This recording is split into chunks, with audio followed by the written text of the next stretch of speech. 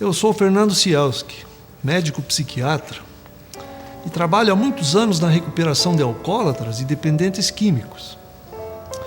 Nós vamos tratar de um tema polêmico: a eterna relação dos humanos com o álcool, com as drogas. Quando eu iniciei, os hospitais psiquiátricos tratavam somente de dependentes de álcool. Não havia ainda dependentes de maconha, de cocaína, do crack, da merla, do oxi e outras drogas dos dias atuais. Atendíamos, na sua maioria, casos graves, pessoas que haviam passado a vida toda bebendo sem nenhum tratamento.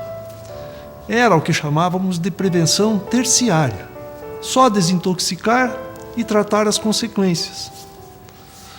Ao longo dos anos, criaram-se nos hospitais unidades especiais de tratamento, como também novas clínicas, com profissionais especializados para o tratamento dos dependentes. Com isso, foi se instalando uma cultura de prevenção secundária, ou seja, pessoas que procuravam ajuda muito mais cedo e em locais apropriados, facilitando a aceitação do tratamento.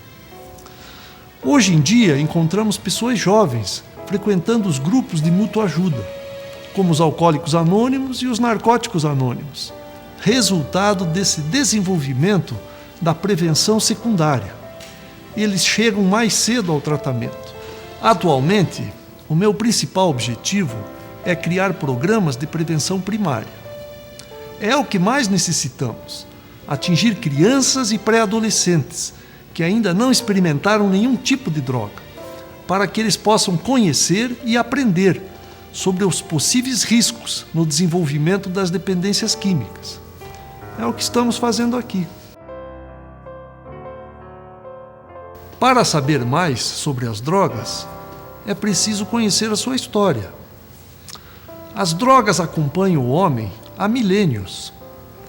Os povos antigos faziam uso de vários tipos de substâncias para alívio no tratamento de seus enfermos.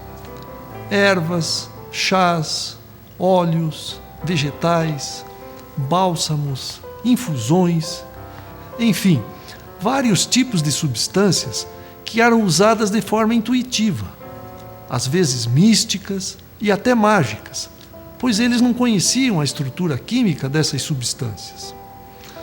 O mais antigo registro arqueológico data de mais de 7.000 anos antes de Cristo, achado em um pote com vinho resinado, no atual Irã. Há mais de 5.000 anos, na Mesopotâmia, atual Iraque, se usavam infusões da planta papoula, que produz o ópio, no tratamento dos seus doentes. A maconha é citada no ano de 2723 a.C., na China. Era usada como medicamento. De uma outra planta muito antiga se extrai a cocaína, usada há mais de 3.000 anos pelos povos primitivos dos Andes, que mascavam suas folhas como fortificante e euforizante. Os gregos já relatavam a diferença entre remédios e venenos, confirmada em 1530 pelo médico e químico suíço Paracelso. Ele dizia: as drogas podem ser remédios ou venenos. A dose certa é o que os diferencia. A Bíblia contém o relato escrito mais remoto, no livro do Gênesis, capítulo 9, que refere Noé como um plantador de videiras, que conhecia o álcool e às vezes se embriagava. Na mitologia grega, era cultuado Dionísio, o deus da embriaguez, conhecido como Baco entre os romanos. Os bacanais, festas que duravam dias, irrigadas com muita bebida, eram oferecidas nesse culto ao deus Baco. Depois do vinho, apareceu a cerveja entre os egípcios. A invenção dos alambiques iniciou a fabricação de bebidas destiladas, as bebidas fortes, quentes, o conhaque, a vodka, o uísque e a cachaça no Brasil. Os nossos índios, em 1500, já tomavam uma bebida fermentada, chamada cauim.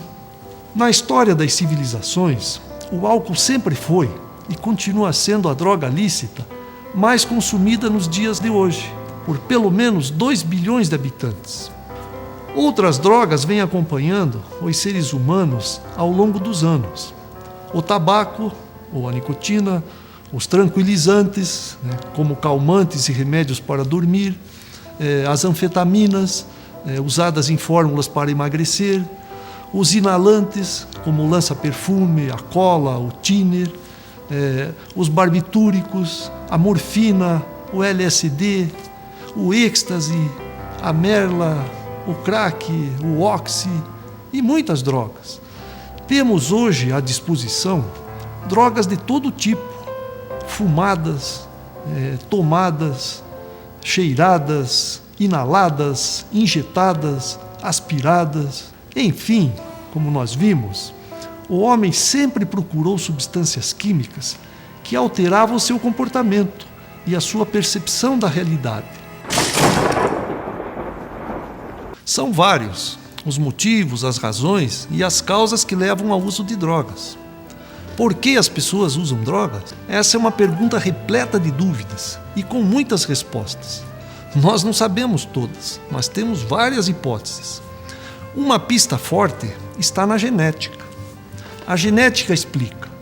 Naquelas famílias onde encontramos um número maior de casos com problemas com bebida, com cigarro, mesmo com remédios e outros tipos de drogas, haverá uma tendência a uma incidência maior de casos de abuso ou dependência de drogas.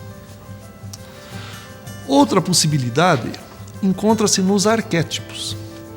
O que são arquétipos?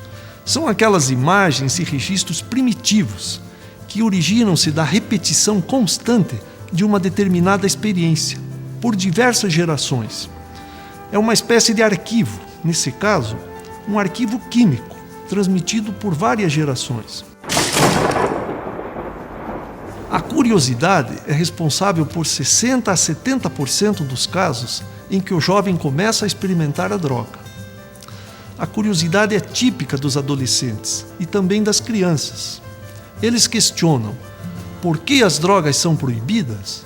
Por que os adultos usam? Qual é o seu efeito?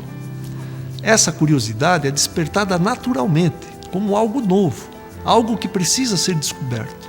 É um fator que leva ao uso da droga sem que o jovem se dê conta disso. Outra razão para o uso da droga é a procura por algo novo, algo a mais, diferente, a busca de prazer, a vontade de ampliar as percepções, o desejo de aumentar a sensação de prazer. Muitas vezes os jovens encontram no efeito das drogas essas sensações. A autoafirmação é outro fator que está presente. O jovem sempre necessita, de alguma forma, demonstrar um certo poder.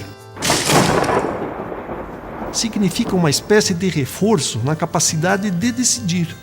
Eu decido que quero usar drogas. Eu decido que vou experimentar. Por aí, o jovem acaba entrando em caminhos arriscados. E os amigos? Que influência eles têm nesse processo? Eles têm, sim, e muitas. E são poderosas. Primeiro, é a questão de pertencer a um grupo, de ser aceito nesse grupo, mesmo que ele possa parecer de más companhias. Mas se o grupo usa drogas, ninguém quer ser chamado de careta. Então, o jovem se vê envolvido nesse processo e ingenuamente inicia o uso de uma droga, que depois pode se tornar uma grave dependência. A fuga dos problemas familiares é um outro fator importante que leva o jovem a se encontrar com as drogas. Famílias onde encontramos pais agressivos, usuários de drogas, que são abusivos, são muito críticos, autoritários. Nesse contexto, identificamos as chamadas famílias disfuncionais. São famílias nas quais os pais são contraditórios, incoerentes, sem limites, ausentes e que oferecem pouco afeto. Nesses casos, o jovem se afasta da família e vai se encontrar com os colegas. A questão da liberdade. O jovem quer sentir-se livre.